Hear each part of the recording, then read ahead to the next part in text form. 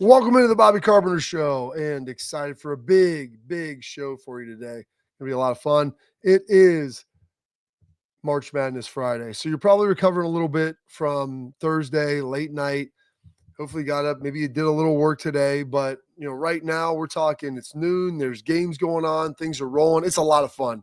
It's a great day. I mean, it might be the drunkest day of the year on a consistent basis because it's always going to be the Friday of the tournament. You got games all day. You had some games last night. You don't have to work tomorrow. You've got games all day tomorrow. You keep cutting it in half. Maybe your bracket's doing good. Maybe your bracket's doing bad. Doesn't even matter. It's exciting. It's fun. There's always some great games. Yesterday you had a chance to see Bill Self versus John Calipari and a little rematch from that Memphis and Kansas coaching matchup in the national championship a number of years back. And then get a chance. Now it was either going to be Bill Self against Rick Pitino, or you're going to get a chance to see John Calipari against Rick Pitino. And so we're going to get a chance to see that tomorrow. That's going to be exciting because St. John's won. So there's just a lot of fun matchups. I pulled my stinking bracket out of the house now, or out of the office. It's back in the kitchen. We did one as a family.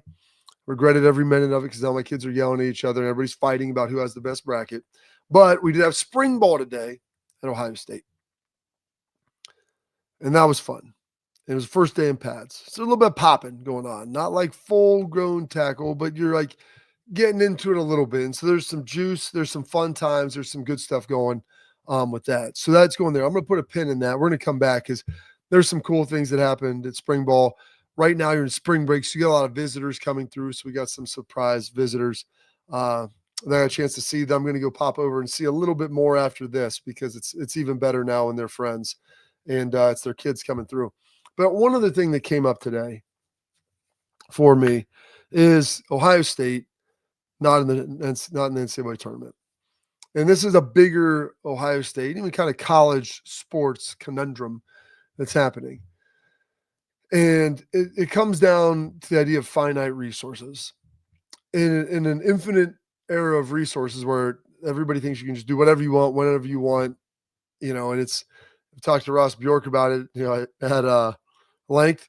And it's funny, he had a joke for me today. He's like, the answer is money. Now what's the question? Because that's what really solves it all. And so there was people lamenting the fact Ohio State wasn't in the tournament.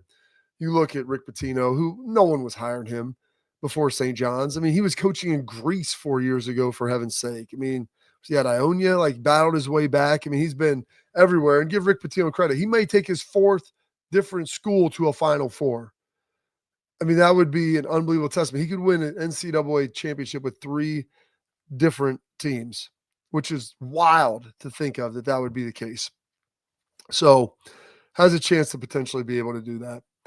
But John Calipari, he's available or was available. And there were rumors that he wanted to come to Ohio State this offseason. People are like, why didn't we hire John Calipari? Why didn't he come in? I'm like, first of all, they hired Diebler.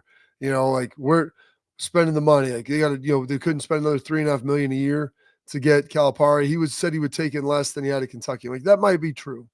But talking about Ohio State Athletics Department that, despite making over $250 million a year, operates at about a $250 million a year expense level too. So they really net out at zero. And that isn't a Ross Bjork thing. That's what he inherited. That was what was going on. We have 36 varsity sports at Ohio State, which is great. And then people are saying, hey, well, we still need to pay our basketball coach. And so everybody wants Ohio State. They want them to be Alabama in football, Kentucky in basketball, and Stanford and everything else. And everything like that costs money. And so the football team, they took up a lion's share of the cash because they've been winning and they won a national championship. And so with that, if John Calipari came to Columbus, you're talking probably $7.5 million, whatever he's getting paid in Arkansas, but that ain't the end of the expend because he's going to want another $4 to $6 million in NIL, which you're not going to be able to have that at a place like Ohio State for the basketball program. Now, maybe he could have raised it. Maybe he would have been able to handle it, I guess. But really, he also is at Arkansas where they're a 10 seed in the tournament. Ohio State was a win or two away from being an 11 seed. Now they won and they advanced and they're good, but you can't be everything to everyone. And I'm not ready to throw Jake Diebler out with the baby out with the bathwater either. Like, he inherited a tough situation. They played really good at times this year. They struggled at times this year. But I was going back and forth earlier today with some people on X about this, and I was distraught about it because there were people that were so passionate, as if like Ohio State, they were making bad choices, they weren't doing the right thing, and this was a bad, dumb move, dumb situation. And I it's not that at all. I think Jake Diebler could be really good. I'll get back to you, in a year if I don't think that.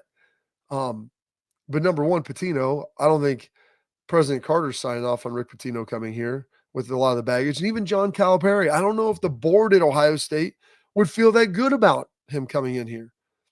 And some of the stuff that, I'd done with him. I understand we're paying players and all those different things, and that's all happening now. So that kind of doesn't necessarily matter as much anymore. But this idea and this notion, it's like, hey, just $2.5, $3 million more, you could add Calipari. Maybe another, maybe 3.5, 4. But then also a commitment of another 4 to 5 on top of that. And so now you're talking about $10 million, which you got to pay the football program. By the way, the women's ice hockey team at Ohio State, they won the national championship. They're in the Frozen Four. You start looking at how good the lacrosse team is, how good the wrestling team is, all these other things. That's great, but trying to balance that. And so Ross Bjork's in an unenviable position of trying to balance that. And someone goes, hey, just cut sports. They go, well, it's an unpopular opinion. He goes, who, from you? And I'm like, listen, I think it's great that Ohio State has 36. It might be a bit excessive. I'm not going to tell you which ones to cut. I don't want to be in that position. That's why the AD makes the big bucks at Ohio State. But still, at the end, you've got to be able to fund them all, and you've got to be able to be high level in football and pretty darn good at just about everything else. And so if you want to be the guy who goes there and cut them, Pete, you're going to get a lot of slings and arrows for a while. And there's going to be people that will be working against you, trying to bring them back and subverting you and all of those things. So it's not a simple solution. And believe me, I would love for the Ohio State men's basketball team to be in the tournament. And I think they should. By the way, the women's team's great. They're hosting at home at Schottenstein Center. That's awesome. Tremendous. But I'm not ready on his first year to say Jake Diebler can't do this. And everybody says blow it up and start anew. There was a lot of people that said blow it up and start anew after the Michigan game this year for the football team. And that turned out all right. So I've never been a big fan of when you think you have the right person, they're made of the right stuff, they do things the right way. Are there maybe some errors at times, potentially? Are there maybe some different coaching philosophies you disagree with or you do differently? Yeah, that's always going to happen. I don't agree with Ryan Day on everything. I don't think if he does something differently than I agree on, I should say he'd be fired. I believe two intelligent people can disagree on something and still make it work, and it can still be, and you can still have different philosophies, and both can be right sometimes.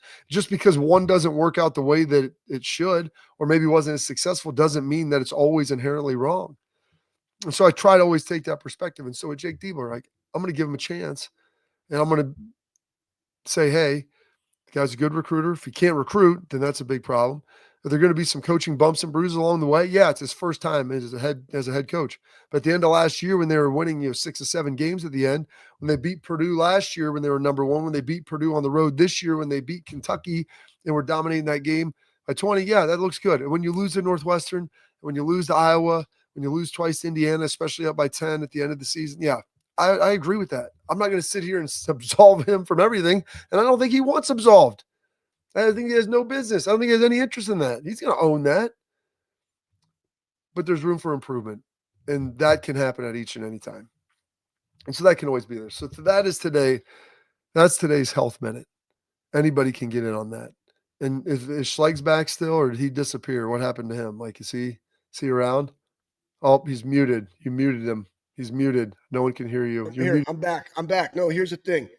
I first off, Bob, I like what you said because there's a couple things. One, I was just watching the other day, UTSA, the Roadrunners. That's what it was. Yeah, the Roadrunners beat the University of Texas in baseball. Huge NIL budget in baseball. They beat them, man. Like, basketball is kind of like that. It's different than big time college football, man. Like, you don't know on any given day, is Texas going to beat UTSA?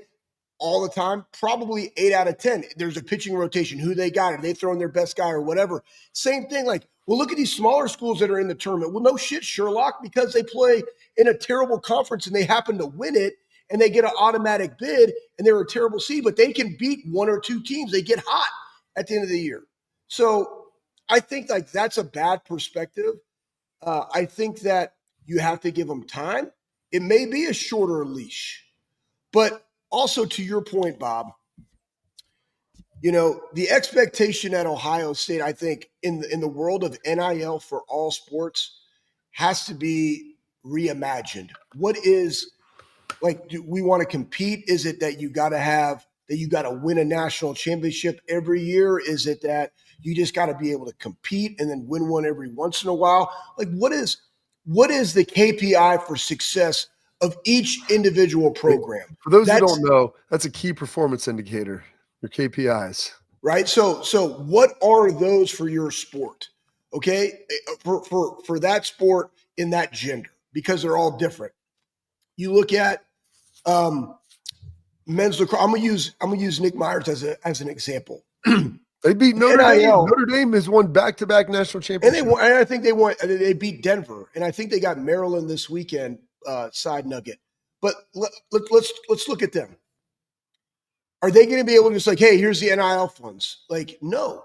The coaches themselves have to go schedule event. Like, they got to think outside of the box. Like, how can we generate money, whether it's through the alumni, whether it's for lacrosse enthusiasts in the state of Ohio, whether it's building up the foundation of Ohio lacrosse and making Ohio that hotbed and also recruiting them? Like, what do I have to do as a coach to get the best people that I can? And somebody was like, you know, it could be NIL. You do have to have the Jimmys and Joes, but you also have to have the value prop that we develop you. We set you up for success. All those things, that takes time. I think the culture there is strong because he's been there and done that, and he resonates with the guys. But I'm not going to lie to you guys. When it comes to like basketball in general and why the NCAA or even especially the pros, I don't like seeing isolation basketball, man. I like really good basketball, and you'll see that in the tournament. You see it better. So I'll watch the women's game. The women's game is but I'm not going to say anything. Anyways, so looking at this, and I've digressed a little bit, but I think that the standard of excellence for 36 sports has to be changed in some capacity. And if it's like, man, we want to be a really good basketball school, and we really want to be a good football school, and we really want to be a good hockey school and a good lacrosse, like, what are those? Because you guys also got to remember, you're also competing against teams in the SEC that have 17, 16, 18 sports, 16, 17, or 18. We have 36. That money goes all over the place. And what's the main driver of all that revenue, people? It's 150,000% football. So that gets taken over because now you're having convos of like, hey, I need to go do this to a new facility in a weight room or bring on these coaches. And I can't do that when we just won a national championship or we're having these side convos because I got money going to rowing or fencing or gymnastics. Like, those are real those are real things. So again, not saying that those sports should be gone. I completely believe in the student athlete experience in college. It's just how we view those, what those coaches do, and what is that plan moving forward. I've always said this: Ohio State would be much better owning our own brand, owning our own licensing, and working for this as opposed to leasing it out to Learfield, IMG, or whomever, because then we could utilize all of our resources with all of our student athletes to generate more money for NIL all in-house. The thing is, you have to work to be able to do that. And again, this is not Ross. This is stuff that's inherited. And so as he's figuring out the pieces of this puzzle, and I truly believe that he will be able to get it done, these are the things that you got to look at. Is it worth getting $30 million right now when I could potentially go hire the right people and make 50? Those are the things that we're talking about. Before it was, yeah, give me the 30, right? We'll shake the can. shaking the can ain't gonna work anymore, people. And that's kind of where we are. I'm dead serious. You guys know shaking the can is this, like, hey, I just need some more donations. Hey, no, man, like, go get it. You know what I mean? Like, think of other ways of generating revenue. Bippity-boppity, give me the zoppity. And here's the other thing too. Like we all talk about like the naming rights to the stadium. Guys, what could that generate? Make it a premium product. Don't discount it. Not saying you're going to eliminate Ohio Stadium, right? The shoe, but it could be presented by. And what does that bring in? So again, like as hard as everybody's on tradition and things of this nature, but then they also want the expectation of being successful. There's dollar amounts that go into that. So you got to utilize all your resources to allow all your sports to be at the highest level. And then that is the standard, and you hold them accountable to do so. So I think it's so big and it's so broad that I think when people think about that and the things that they hammer down on, right, that all has to be adjusted now in 2025. Absolutely does. Sorry, that was a rant. I apologize. It's good. Mine was a rant too, because I started off with it. I saw Ross today out of practice, and there was someone getting after it this morning when I was on Twitter, and I'm just telling you, like, I'm not saying if Jake is bad next year, then that's a conversation to have. Like, I don't believe that he's going to be bad. I believe if you have the right person, Schlegs, if you believe you have the right person, be process oriented. Results matter, and results will come. If they don't come, then okay, then you got to make a decision and you got to make some choices. But like, let's stay with the process of what we've got and what everybody's able to do, and then we'll move forward, from there. Spring ball today, active, fun, Schlegs. We'll talk a little bit about that. But first, attention parents and athletes, protect what matters most with Export mouth guards, trusted by professional athletes, designed by NHL team dentists. Export mouth guards are scientifically tested to absorb those high-impact hits, protecting both your teeth and your brain. Export mouth guards feature 3 layers of advanced protection, including a patented use of carbon fiber. They custom 3D print that thing to your own grill, so it's going to feel good for more protection, better performance, max comfort, and clear communication. So you can focus on your game, not on your gear. Don't take chances with your safety. Go to exportguards.com/Bobby. Save 15% on your order. Export, protect what matters most. Ohio State spring practice coming up next.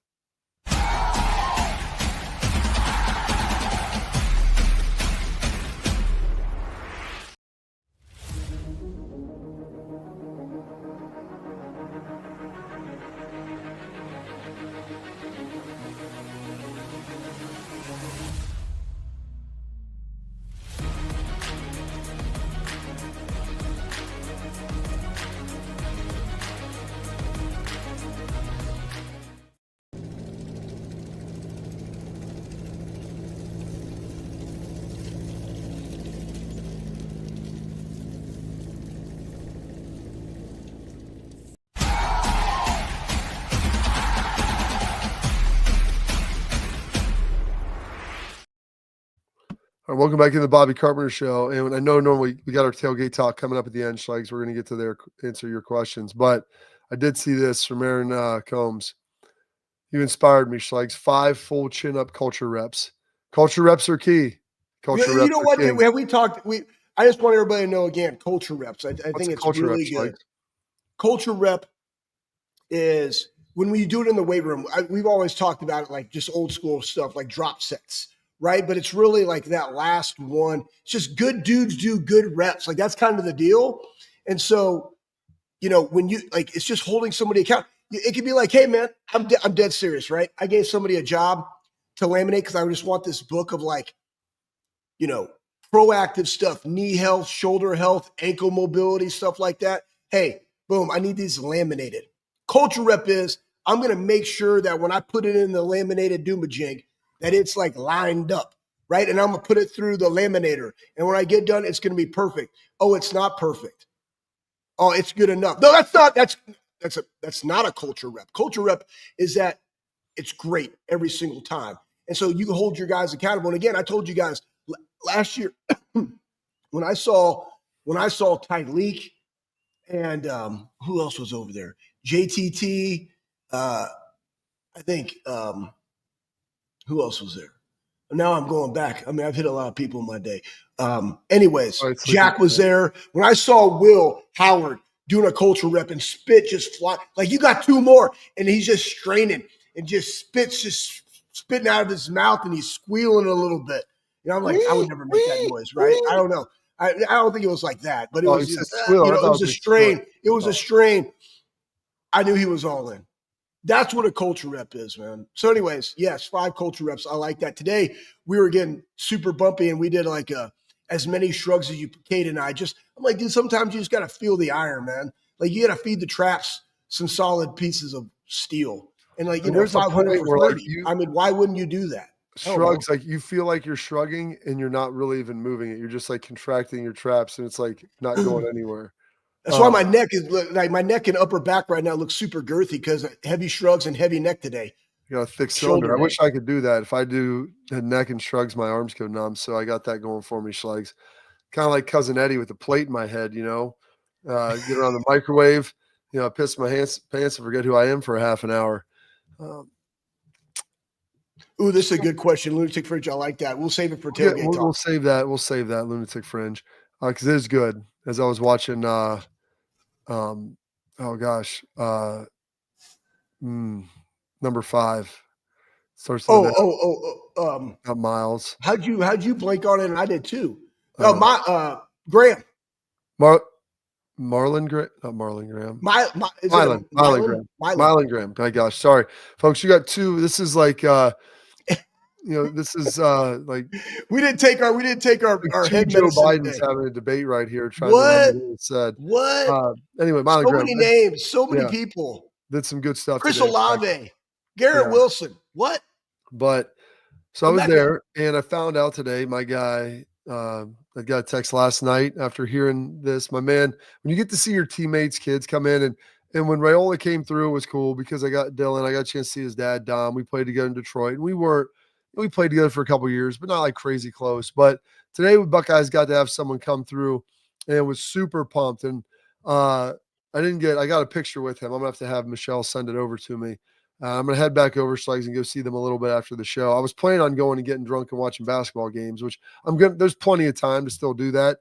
But normally, folks, I get done with my radio show. I go lift about 45 minutes, and then I'll dive into practice. Well, today, I just went straight in there because I was walking through Schlegs. I peek in the coffee bar. Yeah, because someone told me that, okay, the Wittens are in there. I saw my girl Michelle and Cooper Witten. And so Jason was out on the field already. So Jason Witten, Hall of Fame, soon to be. I think next year he is eligible. Tight end, and now high school coach. His son is a linebacker who's coming up here. His oldest son, CJ, is going to just enrolled down at Rice and is playing linebacker down there. Cooper, I think, is going to be a sophomore this year, I believe, maybe a junior. I think he's a sophomore. He'll be a junior. Really talented kid. He's got a bunch of offers already. But it was great seeing Jason there. They came from Team Up North yesterday. They're going to Notre Dame tomorrow. And he's like, you play with that guy up there? I'm like, oh, Marcus is my guy. Tell him I said hello. I got to get my kids up there or go see him again. And actually, so he's one of our guys, Sarge. Him and his son are up at North Notre Dame right now. Jackson Reynolds is up there who trains over at the Armory. So, yeah, he's up there at Notre Dame today. But watching CJ there and getting a chance to talk to Jason and Michelle. And, he's been to Oklahoma, a bunch of places in the SEC, Texas, obviously. And just I enjoy hearing what it's like other places and what people think about Ohio State. And we're friends, so they'll be honest with me. And I was joking. I go, we just got to get you away from Tennessee. And, he's like, hey, I'm letting him make his own choice. And I told him, like I sat there and told him, my dad told me, I go, hey, and that's what my dad did. People go, aren't you going to tell your kid where to go? No, man, you're going to tell them where to go because it's their life. And they're the ones that got to wake up and go to class. They're the ones that got to go practice. They're the ones, Schlegs, that got to give you those culture reps. And then if it doesn't work out the way that they wanted, then you've got to, it's their choice. They got to own it. They got to own those decisions. And it was cool talking to them, to kind of hearing their thoughts. They love the energy at practice, a lot of juice. And it's like, you got a really young coaching staff. So like, yeah, you're gonna have a lot of juice. Plus your staff usually reflects like the energy of what your head coach is. And so you've been around Ryan, you see how he coaches, you see how he gets after it. And, there's a lot of passion there for how he coaches and what he does. And so the whole staff, they loved the energy with it. And that was exciting for me because I would love to have one of my friends' sons here, especially the fact that his dad and mom were both volunteers. Michelle was on like the dance or cheer squad or something down there. But they're Tennessee through and through. And I love that his dad's letting him make his own decision. I think he had a pretty good time. So I'm pumped about that. Hopefully we'll get him back here again, Schlegs. But he was talking to Pettijohn, he was talking to Pierce, a couple other Texas guys from Dallas. And so, getting in there, talking to them, Jason was like, man, freaking 6 and 8 are like houses. And I'm like, who is 8? I'm like, no, that's Arvell. He changed from 20. Yeah, I know that. It just took me a minute, Schlegs, because they're out there like Ennis is wearing 1. Like, I got to ask people. I need an updated roster because those guys hit you with the old switcheroo and you're not really sure. So I was like, oh, yeah. I go, Sonny, he's a senior, but he could be a junior. Like, he enrolled early. And like, what? Michelle's like, what do you mean enroll? I go, he left after his junior year to come to college. He was a monster in high school. So there's really no growth left for him just to improve as a player. But then I was like, an Arvell, like he's a suburban kid, came from Pickerington, like got a chance to play against him. I was like, we know him really well, his brother and everything. And then you have Arvell Reese. I was like, Arvell's like the exact opposite of Sonny. He comes from Glenville, skinny kid, not nearly highly as recruited. And then you see a couple years with him here going DN to linebacker, and all of a sudden, Schlegs put on 25 pounds of muscle and an attitude to go with it. And you watch his football acumen increase. Yeah. He's like, man, those are some impressive guys. He's like, the other thing is like, how's the talent? He goes, this place looks good, man. He goes, you got good looking players. I'm like, well, good. I feel good about that. And it's always good to be like reinforced by a guy who played 17 years in the NFL and, has been to a bunch of places, and just to see like what the dudes look like, the practice tempo and all of those things. So it was a very, very positive experience. We got to take a break. I want to get thought on that. Put a pin in it. We'll give it to the folks right after this.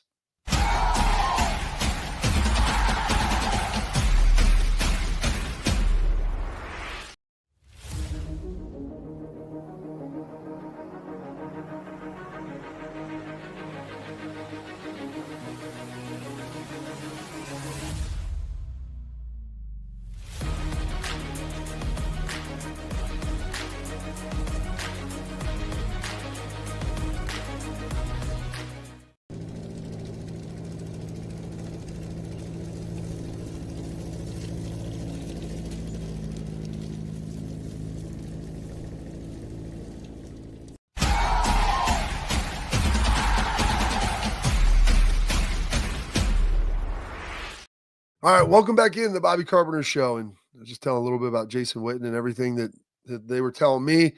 Just the third party perspective that you can get like a good sounding board of like what other places are like and what Ohio State's like to relative to other places from a guy who played, who gets it, who you understand is going to like be a very objective about everything because he has no ties here other than one of his buddies played here back in the day.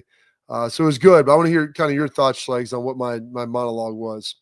No, I mean, like, go ahead and put up that thing of Coach Locke. Because I want to reiterate that when former guys come back. You got that, Pat? He's got it. Okay, so Coach Locke made a great statement, and again, right, we've heard that word "soft" like thrown out a lot, but here's the difference. Like, you have a guy who's played 17 years. You have a guy that, Bob, you played a lot of years. I played in the NFL and I coached in the NFL, and like everybody thinks that you've already arrived, but like honestly, players still that want to be great want to be coached really hard. Okay, and you can put that thing up of Locke. It says if your kids are soft, you're soft, right? Take a look in the mirror, and it's right there at the very top, Pat. Like it says Coach Locke on it.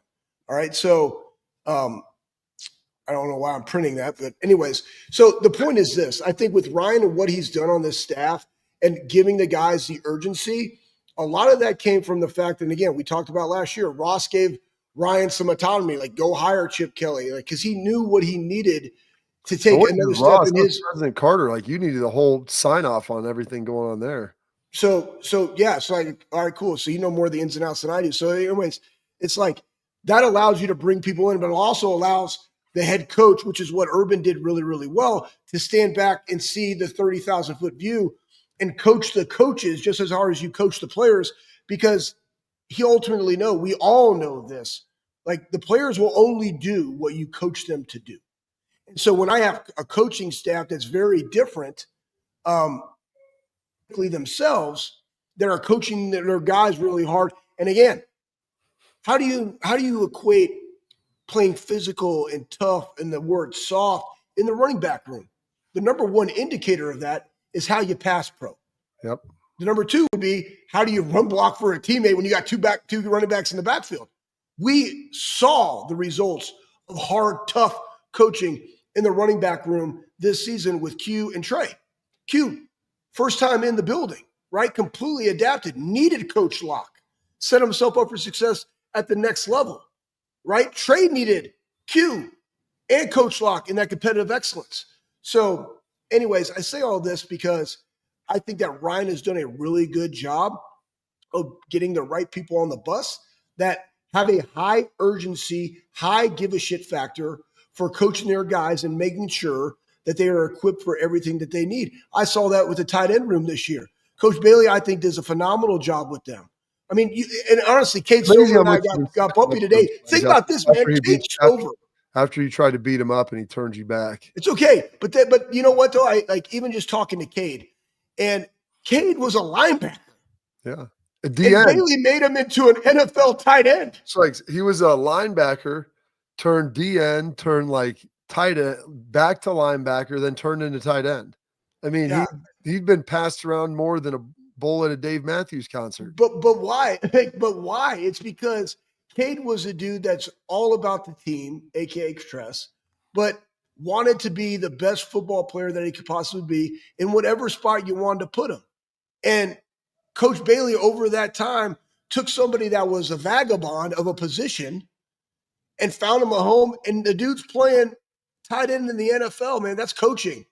And so, and he saw the attributes that Cade had, and now he's a professional. So I just think that they've done a really, really good job in that building of finding the right coaches that inherently value what Ryan values, and they coach the way that Ryan wants the position groups to be coached.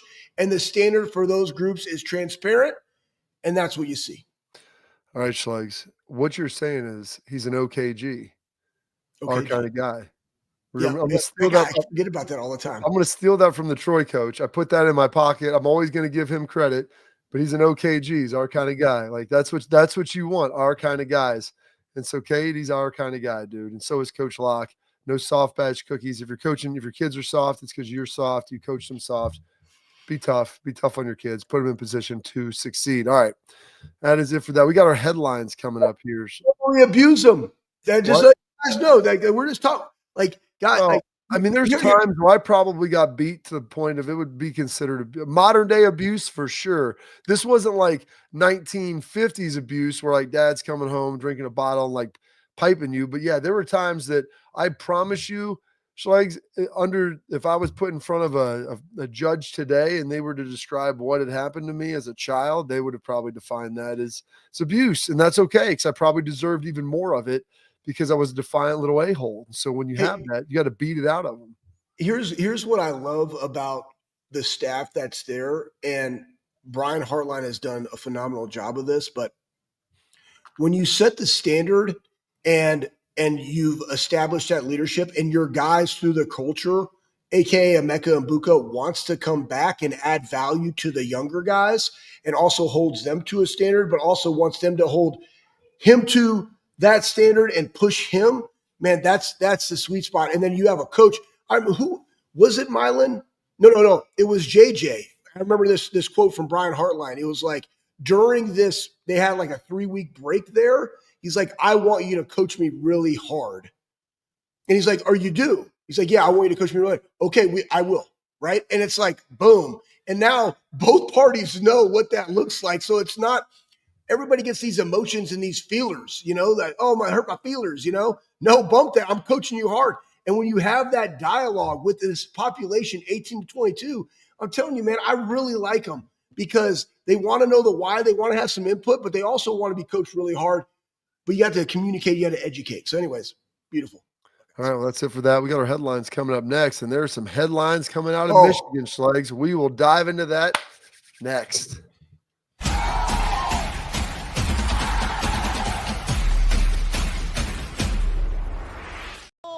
The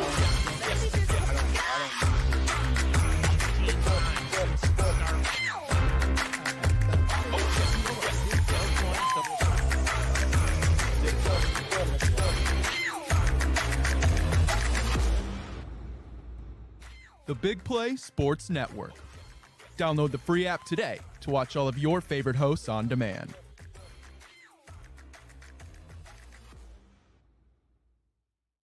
I'm Garage Beer, and this is Bobby Carpenter.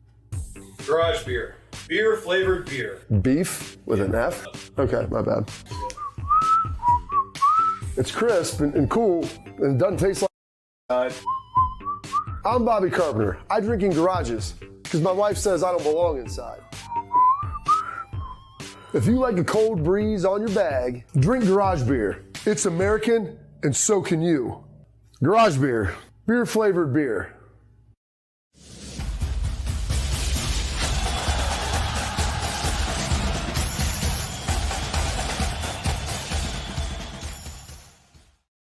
All right, welcome to the Bobby Carpenter Show. Like, subscribe, leave your comments, questions, anything for us. We've got over 10,000 subscribers, and thank you for those watching, whether it's on FanDuel TV, whether it's on Twitter or X, whether it's on YouTube, wherever, Instagram. We throw this stuff all over the place. We appreciate it. And now we get to something that Schlegel loves. Schlegel loves dudes getting indicted. Now, before I say this, you're always innocent until you're proven guilty. Do you know what the conversion rate is for federal indictment Schlegs that go to trial? Oh, man. I want to say probably 92%. So people have always said this. If the feds prosecute you, if they indict you, they got everything they already need. So the prosecution, I saw on the low end 90, I saw on the high end 95. And they said it's because very few of them actually go to trial because they have overwhelming evidence that most people, if you have the different Schlegs between eating a turd raw with a fork and a knife versus saying, hey, we'll give you a plea deal. We're going to deep fry that turd for you and give you some ketchup to dip it in. You're going to take the deep fried turd with a little ketchup because the other option is not as good. Because if you want to fight and you lose, yeah, dude, you're going to get a whole plate of poop. And that's going to be your poop coming out extra fast for the rest of your life. Sounds terrible. So, former Sounds big as shit all the time. Yeah, exactly. World's fastest dumper. That might be something that says about you. Former Michigan offensive coordinator Matt Weiss has been indicted by the feds. According to Andy Staples, it's been everywhere now. He got this off justice.gov. So anytime you get a .gov, that sounds like it's fairly significant. According to the indictment, between approximately 2015 and 2023, Weiss gained unauthorized access to student-athlete databases of more than 100 colleges and universities that were maintained by a third-party vendor. After gaining access to these databases, Weiss downloaded the personally identifiable information with medical data to more than 150,000 athletes using the information that he obtained from student-athlete databases and his own internet research. Weiss was able to obtain and access social media, email, and other cloud-based storage accounts of more than 2,000 targeted athletes. Weiss also illegally obtained access to the social media, email, and or cloud storage accounts for more than 1,300 additional student athletes or alumni from universities across the country. That included him seeing pictures being sent and videos back and forth between those individuals that were supposed to remain within private conversation, which means he was doing a real DM slide. Like he was sliding in the DM, R. Kelly in the closet style. Like no one knew that he was actually watching the DM Schlegs. But sometimes I feel like Matt Weiss is watching me. 100% because he was in the closet looking through the peepholes for showtime. So you've got that. So everybody in Michigan's saying, well, this is just him being a pervert and looking at all this stuff. Well, he's also getting into other stuff, third-party vending. And Ohio State alluded to this a while ago when they started talking about the Connor Stallion stuff and everything else, that, hey, there's people inside. There have been people that are inside of some of our systems, if you will. And like it was kind of alluded to, it was kind of talked about. And then all of a sudden this arrest happened, I think last year, 2 years ago, right before the season. And they kind of brushed it off. And like I said, like we talked about, federal indictments take a while, but they've got everything they need. And I think when you pair this with the Connor Stallion stuff, Schlegs, this is a lot of crap, man. It's a lot of stuff here when you obviously are videoing signals, that you're probably in there and there's probably some access to some corporate espionage as far as I want to speculate on what it could be, but as well as I do now how film is shared through third-party clouds and they would have access into your film and what things are called. You marry all that together and all of a sudden you got a pretty damn good idea of what people are doing. And by the way, you might be able to see some DPs that a dude's sending to a lady, or maybe pictures coming back, or who knows. Well, let's talk about. I'll take it to another step. I mean, obviously, gambling, and it's so imperative. Like I was just talking to, this one company that I'm working with to do some sports science stuff for the striking machine, and like they don't have access to like the cloud-based data. Like those people have to own it themselves because again, these are the people that are doing sports science stuff with like Real Madrid and like those people, right? Like the soccer world, right? Along with college football. But let's take this. If you want to gamble, and we do fatigue monitoring.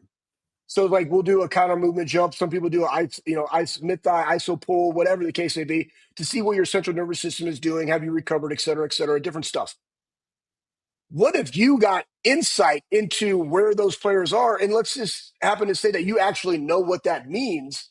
It's like, oh, dude, like this guy has an asymmetry on his right leg. They said he was hurt, but he came back. Like that leg looks terrible. Like I'm not going to bet on that team or that guy to get this open. You see what I'm saying? Like there's just so many layers to that rabbit hole. And now you take that and like, okay, everybody's on huddle. Back in the day, it was the Exos. It might be the same thing. I don't know.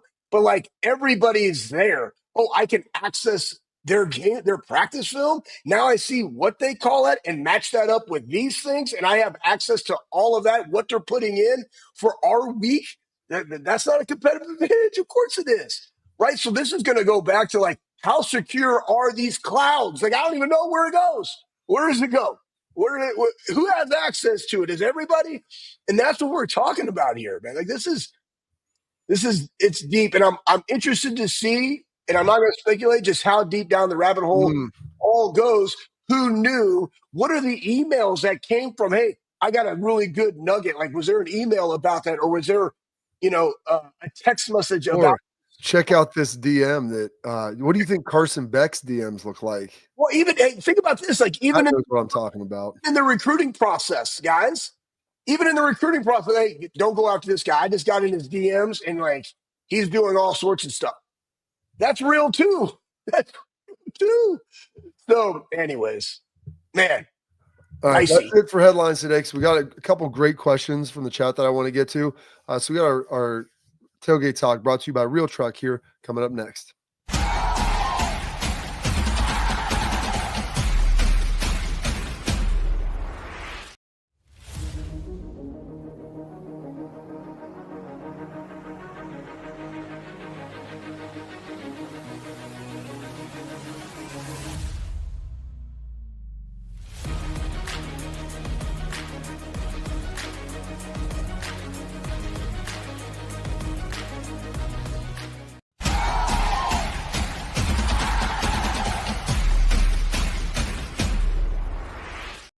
All right, welcome back in the Bobby Carpenter Show. Excited to be here with you again today.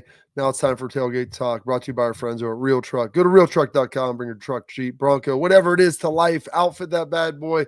It may be chilly, but it's sunny out. So listen, you can drop the top. Just throw the heat on. Feels just as good.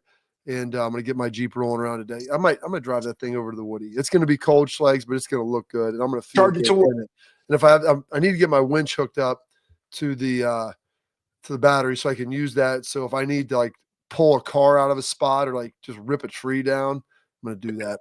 That's what I got. That's what I got mine for. It's amazing. Yep. Buckeyes. Guys being dudes. Guys being dudes. All right. A couple questions for you here, Schlegs. We've got one. We got the first one here from our guy, Lunatic Fringe, about where is that, Schlegs? It's about, here it is. Does the strength staff ever work with West Side as far as strength techniques or workouts? Love the show. Go Bucks. That's Andrew Stotts. So Andrew, great question. One, met Louis a couple times. Actually talked to him about the striking machine on a belt squat for some of the fighters that he had in the building. So this is 2015. Tom Berry is now the CEO, RIP Louis. I mean, and again, he did so much for the strength game and dynamic effort, max effort, repetition method. I mean, it's really, really simple concepts. Here's the deal. When you have somebody that's as long in the tooth as Mickey Marotti, like Mick knows what works for his guys because he's been doing it for over 30 years. But you would be stupid not to take nuggets from a lot of great people in the space of human performance, especially somebody that's right down the road in Columbus, Ohio, West Side Barbell. Tom Berry now is the CEO. Tom and I actually talk like probably weekly. And I'll give you a prime example. Like we do sumo deadlifts at Ohio State. And set load, spread the floor, squeeze the glute. I mean, those are great coaching cues. Why wouldn't you take some of those when you go somewhere else? Even talking about dynamic effort and how it is utilized and how you can adapt that to human performance in football. Because again, here's the thing that people forget. Not all these methods, dynamic effort, max effort, repetition method, like they're used all the time. But like, when do you use them? We're not power lifters. They're football players. The one thing that powerlifting doesn't take into consideration is 12,000 yards of running in the course of a week because your main job is to go lift maximally, like one time all you got. That's very different than running. I'm talking skill position now. Boom, we can even bump it down 10,000 yards for the guys that are the big skill. Then you have the offensive lineman and what that requires. So again, the answer to you is yes. Is it like, oh, they're going to come be a consultant? The answer is there is nobody that's that way. Is it that you can do?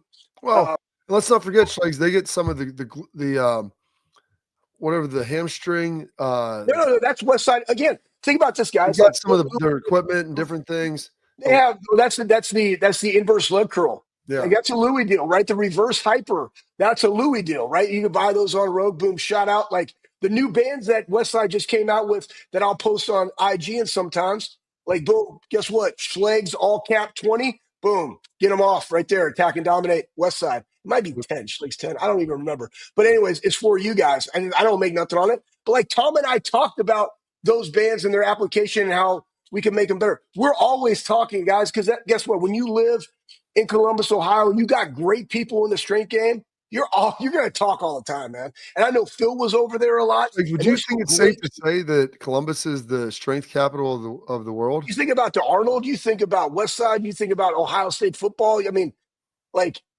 why wouldn't it be? I mean, it's fantastic. Oh, I mean, you got Matt Winning, you got Corey G that's over there, and I'm sure I'm missing. They do the Swiss strength conference over in Easton. Like, oh, shit, what am I talking? You got Elite FTS like over there in London. You got it all. They do a great job.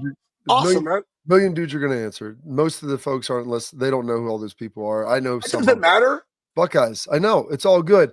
And guess what they are? They're all There's a great question. We're going to have to get to it next week. Now about wide receivers and defensive backs potentially leaving. Question is, how long is spring ball? When's the last day?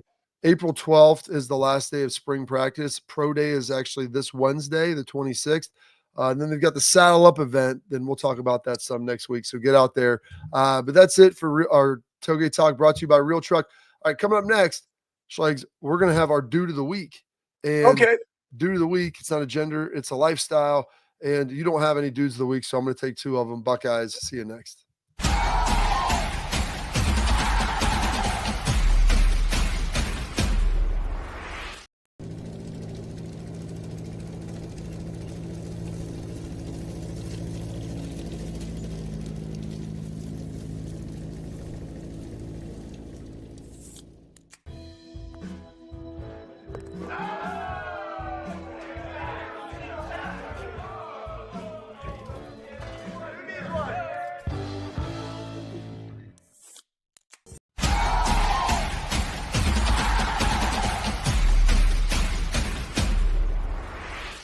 All right, so I got two dudes of the week. Number one, if you're going to be an NFL Hall of Famer and you went to a big branded school and you live in a state with another big branded school, but you at least take the time to visit Ohio State, because like I always tell people, just come visit it. First thing that was said, man, Columbus, you got something going on here. He's like, I didn't realize. Yeah, it's going good. It's a big state, big city, but it's as big as you want it to be. So my man Jason Witten coming up here, dude of the week. And there's his family. My gosh, my little dude on the far right, Cooper Witten over there. He is now a senior. I don't know if you want to throw the picture that I threw in the chat then up of him after this, standing over there. Like he's about my height now. And CJ's older brother's going to Rice to play linebacker. Cooper, I told him, I go, man, I hope that you come here. That would be tremendous. Really good looking dude. And you can see him over there he's in the gray hoodie over there on the right side, listening to James and everybody talk after practice. So awesome to see that.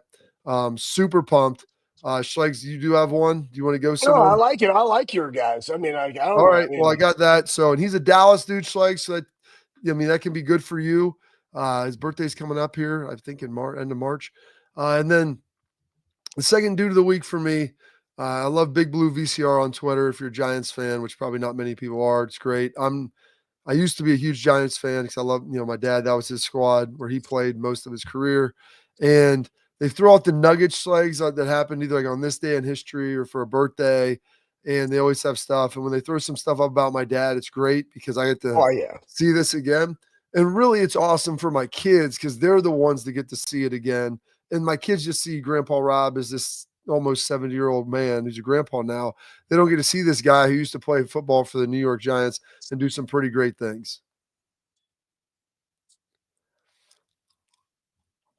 Wide open, Carpenter, 6 points.